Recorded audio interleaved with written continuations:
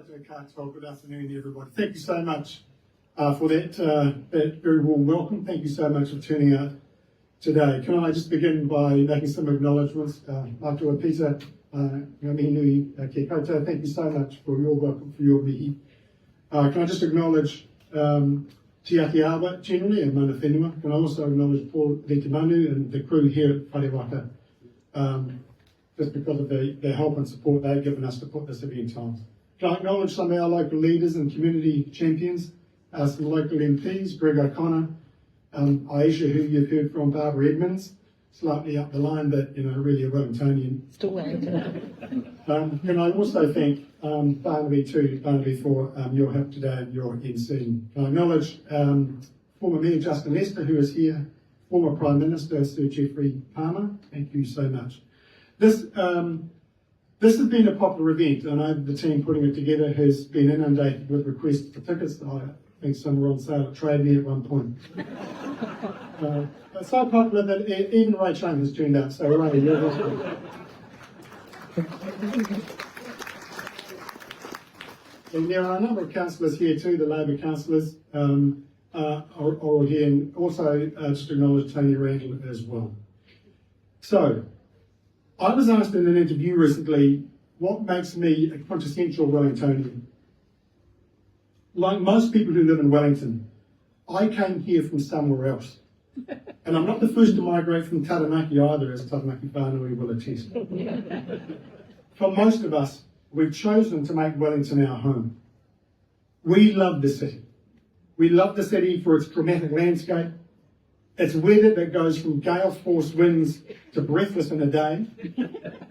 The fact that in 15 minutes, at least on the right day, you can go from the glassy harbour, today's not that day, to roaring South Coast seas, which is where I spend a lot of my time in Island Bay. This city of contrast and drama makes it ideal to be the nation's capital, a place for competing ideas and political protest. Even the land on which we stand can't avoid being in conflict with itself, as the occasional earthquake reminds us. So after most of my adulthood living here, I think I'm pretty weatherproof, I'm wind-hardened, I'm mastered the sideways walk in a southerly. I know exactly when to carry an umbrella and when not to, which is about 360 days of the year. I'm highly caffeinated, I enjoy good coffee, and my day frankly really only starts once I picked up my morning espresso from my favourite local. Some might say, like many Wellingtonians, I have an above average understanding of politics, and I'm pretty good at navigating my way around the beehive. I care deeply about housing, climate change, and Te Tiriti o Waitangi. And I care most about what it takes to make sure everyone gets a chance to live their best life and to live in dignity. But being a Wellingtonian isn't just about strong coffee and strong convictions. It's something more. It's the connection that we've made to this place, a choice to belong here, to invest in this place, to call it home. I chose Wellington years ago when I came here for university. I chose it again when I built a life here, raised a family, a career, made myself part of the city in every way that matters.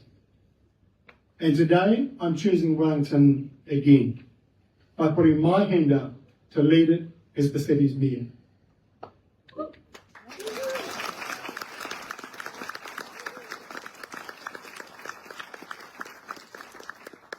Wellington deserves leadership that's bold, honest, and focused on results.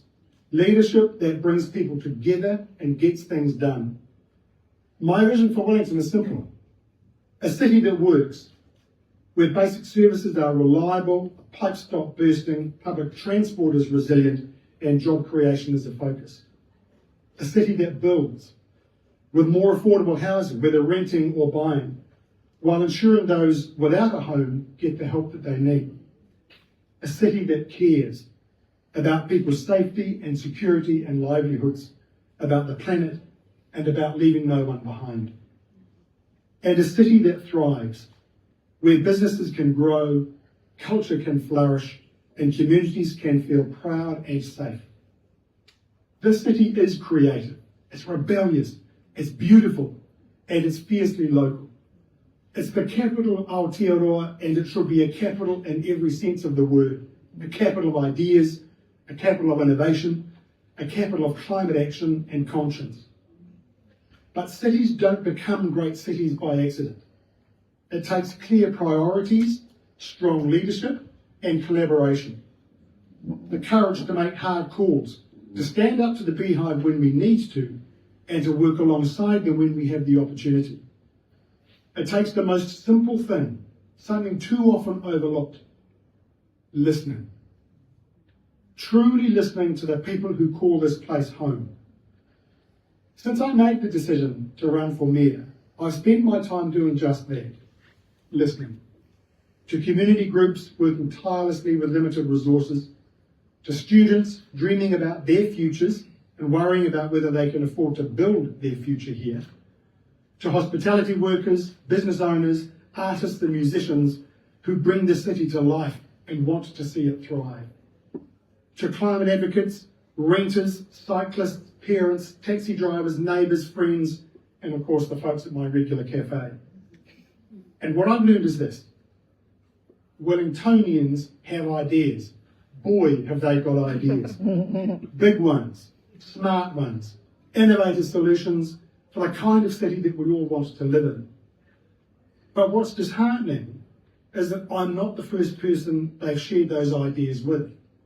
Many of them have already gone to the council for support, for guidance and for help. Some have been trying for years, knocking on doors, attending meetings, making submissions. They've done the mahi, they've been through the process, and still nothing. No support, no real engagement, just silence or a raft of complicated excuses.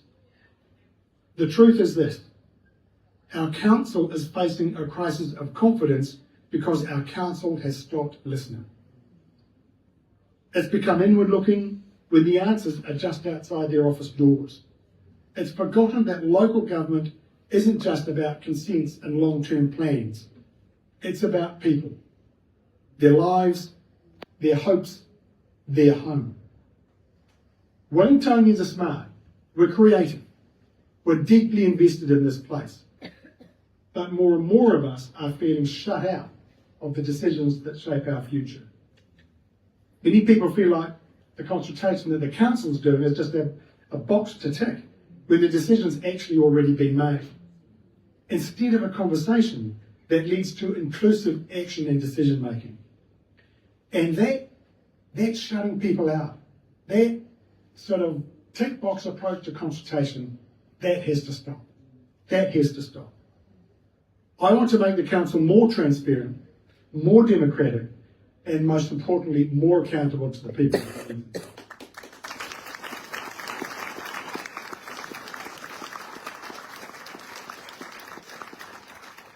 First, I'll make public engagement real. No more rushed decisions, no more shutting people out. Every major decision will require a community impact statement showing who was consulted, what they said, and how it influenced the outcome. Second, I'll end the misuse of commercial confidentiality, because too often that's just become code for "we're not going to tell you."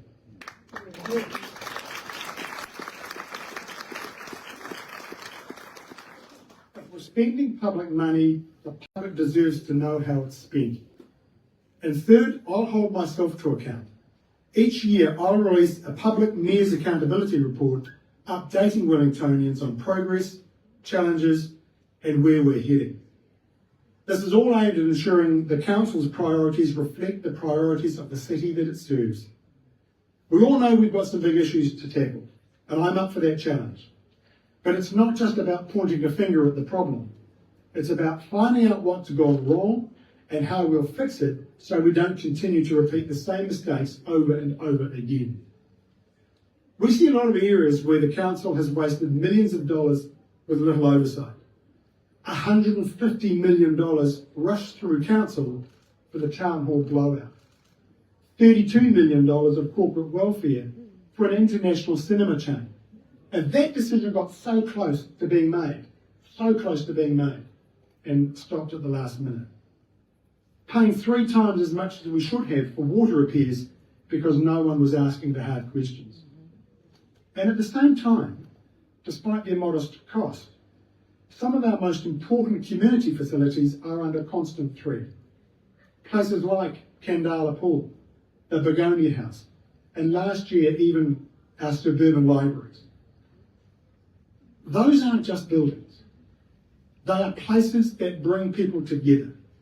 They help our communities thrive.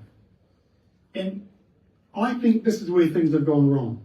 The council's decisions, its priorities, are out of step with what Wellingtonians want. I know how much these facilities mean to Wellingtonians because they told me. That's why I have a plan to get our priorities back in line with what Wellingtonians want, which is to save the Candala Pool and the Begonia House. To complete the Karori Event Centre. To protect Brooklyn Library. And to ensure there are no cuts for library or swimming pool hours. I'll also make community facilities and high use areas a priority for new investment in the future. That starts with delivering on the short-term projects already outlined in Te Aue Mapara Community Facility Plan and focusing on those areas where high-use facilities urgently need redevelopment. The first projects we'll look at are the Kilburnie Community Facilities Upgrade, which is redeveloping a recreation centre and so on, and the Tawa Anchor Project, bringing the Tawa Library and Community Centre together into a modern community hub.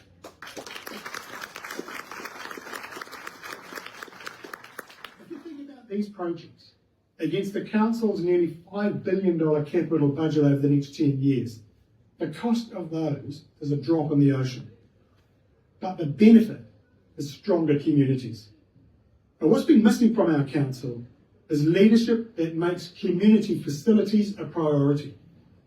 And as we work to apply stronger financial controls on our capital projects, we can free up money to start these community facilities and do a whole lot more. I know many Wellingtonians have lost confidence in the Council's ability to keep capital costs under control. And that's why I will establish an external capital advisory group made up of professionals in construction, engineering and project management. Their task will be to ensure project budgets are realistic, costs are well managed and blowouts are avoided. These are realistic and deliverable policies. More importantly, they're changes that Wellingtonians have been calling for far too long. The job of the Council is to lead and care for the city. And you can't do that if you're not listening to and learning from the people who live here. As well as listening, it's also about being open with Wellingtonians about what's happening. The city doesn't run on plans and spreadsheets and hidden decisions. It runs on its people.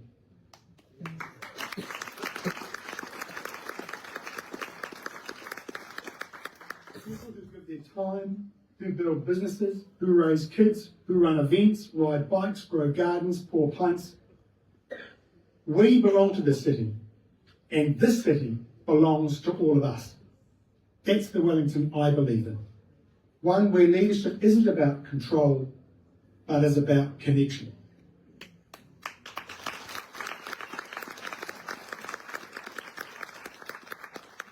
Where mayors don't just talk at people, they listen and they act. And that's the kind of mayor I want to be. Now, October's not that far away.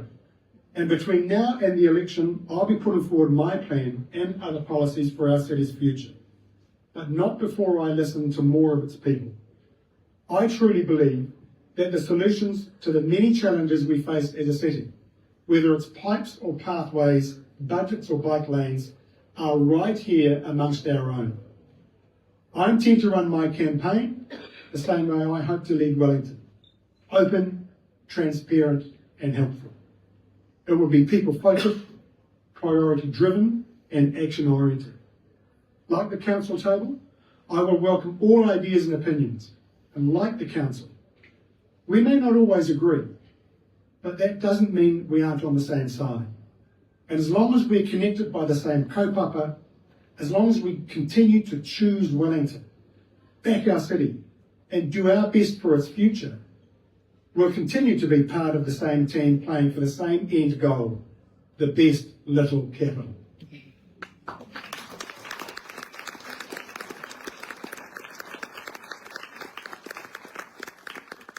At the beginning of this speech, I spoke about the choice that we all made, the choice to make Wellington our home. Now I'm asking you to make another choice. This year, every Wellingtonian will have the opportunity to choose what kind of leadership the city deserves. I've made my choice. I've put my hand up. I'm ready to do the hard work. And now I'm asking you to choose with me. Choose a city that is heard, a council that listens, and leadership that reflects the best of who we are, the best little capital. I'm asking you to choose me to be the next Mayor of Wellington. Ngā mihi nui, kia koutou.